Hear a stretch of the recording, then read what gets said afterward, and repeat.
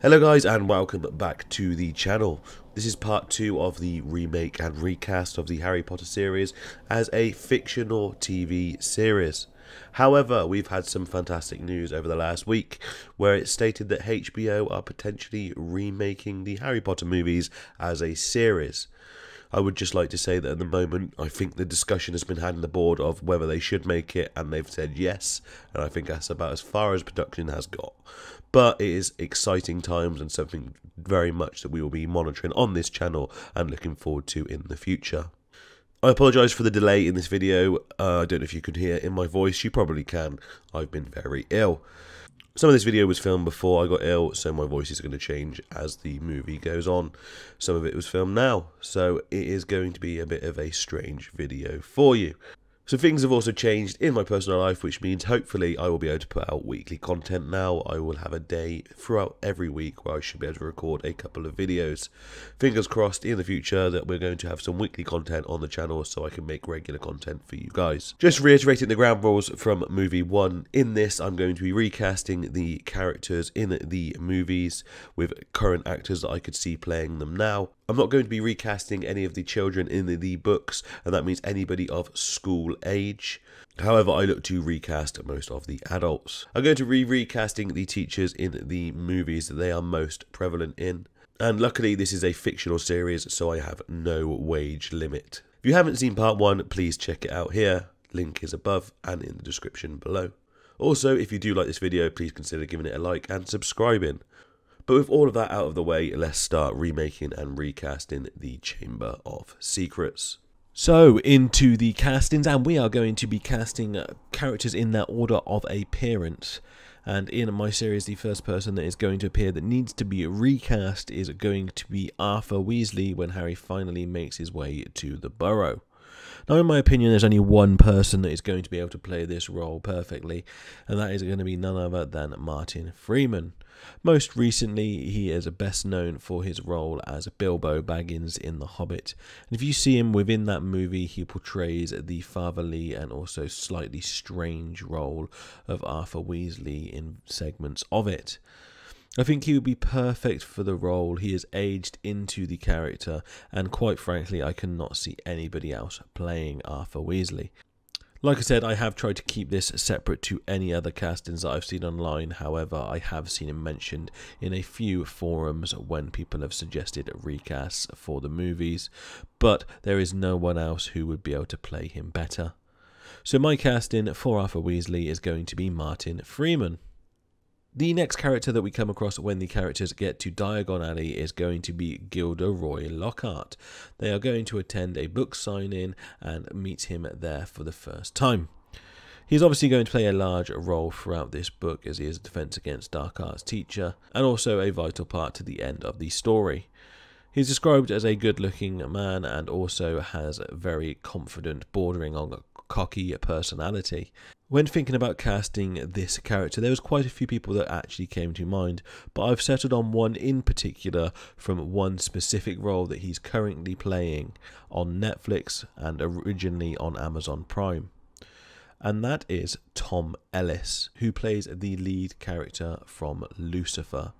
If you watch that program or you haven't seen that program, please take a look. It is a fantastic series, and if you watch his character in it, he just oozes confidence and he could portray the role perfectly. There's also several moments throughout that series where his confidence wanes and you can see that weaker side to Lockhart. I believe he has the acting potential to be able to play Lockhart later in the series when he shows up later on in St. Mungo's, and I believe he will be perfect for this role. So my casting for Gilderoy Lockhart is going to be Tom Ellis. In that same scene, another character is introduced, and that is going to be Lucius Malfoy. I want to ensure that the fist fight that the two characters have in the books is actually portrayed in the series that I am creating.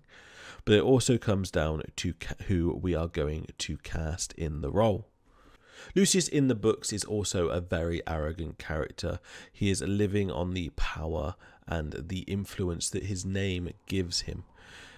He plays a very large part within the movies. He is obviously one of the main Death Eaters later on. He is also one of the main antagonists within this series for several of the books, other than the obvious of Voldemort or Umbridge. When casting this role, I thought of several people, but one always kept coming back to me, and that person is Andrew Scott. He is best known for me for his role in the Sherlock TV series where he played Moriarty. He was fantastic in that role and absolutely terrifying. I don't think anyone else could have played that better. He's also played C in the James Bond film Spectre, and also played Inspector Turpin in Victor Frankenstein recently as well. I believe he would be perfect for the role. He's got that very sinister look about him, and he can also ooze that confidence and do that signature sneer that the Malfoys seem to have. I think he would be perfect in the role of Lucius Malfoy. So my choice for Lucius Malfoy is going to be Andrew Scott. When Harry returns to Hogwarts, there is going to be a scene that was completely missed out of the original films that I would like to add in, but I will get into this later. However, in this scene there is a character that I'm going to need to recast, and I am talking about Nearly Headless Nick. Now, I really struggled to cast this character, however I did settle on one choice eventually, and that choice is Hugh Laurie. He's probably best known for his role in the TV series House, where he played Dr. Gregory House, the main character. I think he is a brilliant actor and will be able to portray a very different side of Nicholas that we have seen before. In this scene that I'm talking about, Nicholas is very down and depressed about things that are going on around him. And it would be interesting to see this deeper side of Nearly Headless Nick portrayed through this scene and also through Laurie's acting. So my choice for Nearly Headless Nick is going to be Hugh Laurie. Now, the next character I'm going to recast is going to play more of a role in this series than any of the others, which is why I've chosen to do it now. And that character is Argos Filch.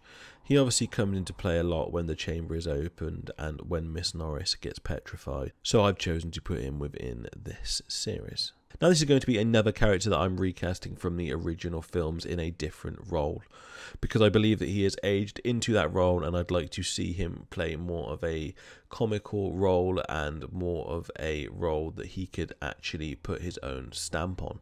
I would cast in this role Bill Nighy. He obviously played Rufus Scrimgeour in the Deathly Hallows Part 1 and Part 2 movies, and he's also been in lots and lots of different TV series and films in the UK. He is probably best known for his roles in Love Actually and also Pirates of the Caribbean, where he played Davy Jones. He's also very well known for his roles that he's played in the Cornetto trilogy alongside Nick Frost and Simon Pegg. He's not just known for playing serious roles, so I think it'd be interesting to see a slightly more comical role such as Argos Filch, and I think he would play the part very well. So my casting for Argos Filch is going to be Bill Nighy.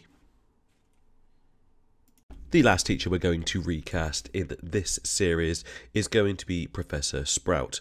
I feel she comes most into notice in this series as she is creating the potion to help revive all of the people that have been petrified using the mandrakes. I struggled to cast her initially, however I have settled on one person who I think would be brilliant for the role, and that person is Sarah Lancashire. Sarah Lancashire is most known recently for her role in the series Happy Valley, which is on Netflix. She is phenomenal in this series and is the main character and really carries the series on her shoulders. The character in this series is a lot darker than I see Professor Sprout, however it does show the tougher, rougher side to Professor Sprout that we didn't really get in the original. I think she would be brilliant for the role, and she does have the aesthetic to match the character perfectly. So my casting for Professor Sprout is going to be Sarah Lancashire. The Chamber of Secrets probably made the least amount of discrepancies between the books and the movie itself. I know it's a lot easier with the shorter books to fit everything in. There are not really many things that I would like to add that were originally missed out. There are 3 things that I can think of that I would like included, and I've already mentioned one of them. When the Weasleys meet the Malfoys in Flourish and Blots, I would like to include the fist fight that Arthur Weasley has with Lucius Malfoy. I love the way this shows the pure hatred felt between the Malfoys and the Weasleys, and it also goes to add to how fame-obsessed Lockhart is, as he hopes to include it into the news report. I think it's a brilliant scene that I would like to see played out on camera and adds a lot of depth to the relationship between the Weasleys and the Malfoys. The second scene that I would like to add to this series has been completely missed out, and I really enjoyed it in the books. This initially started with Harry getting caught by Filch and taking him to his office to be punished. When he is there, Nerdy Headless Nick convinces Peeves to drop the vanishing cabinet that we see later on in the series above Filch's office. This causes Filch to leave the room and leave Harry in that location. When Harry is there, he locates a letter addressed to Mr. Filch stating that he is a squib, and this gives us a lot of backstory into the idea of squibs within the Harry Potter universe.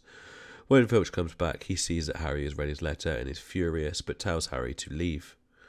Harry then owes Nerdy Headless Nick a favour, and that is the third scene that I would like to include in this series.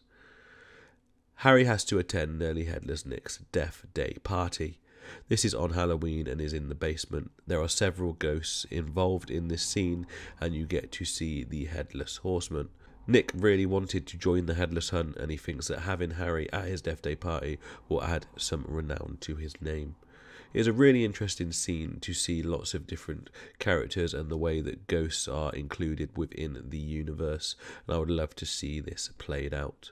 As I said, the Chamber of Secrets did a really good job of including lots of things from the books into the film.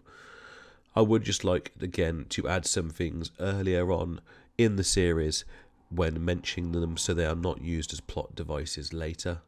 We can definitely introduce Dementors properly in this series when Hagrid is taken off to Azkaban. You could also mention smaller things such as a new development of a broom called the Firebolt when they are talking about the Slytherin's brooms. This has been my recast and remake of the Chamber of Secrets as a TV series. This video is slightly shorter than the rest of them will be because there is not much to change and only a few characters to recast. Again, I want to apologise for the delay in this video coming out, but hopefully we will have weekly content coming out very soon. Again, if you like this video, please consider liking and subscribing. It really does cost you nothing and helps out me a great deal. I would appreciate it, and I appreciate every comment that I receive below. If you've got any suggestions for who you would cast in individual roles, please let me know. And if you think I've made any mistakes, put it in the comments below. Thank you for checking out my video. I really do hope you enjoyed it, and I look forward to seeing you in the next one. But until then, mischief managed.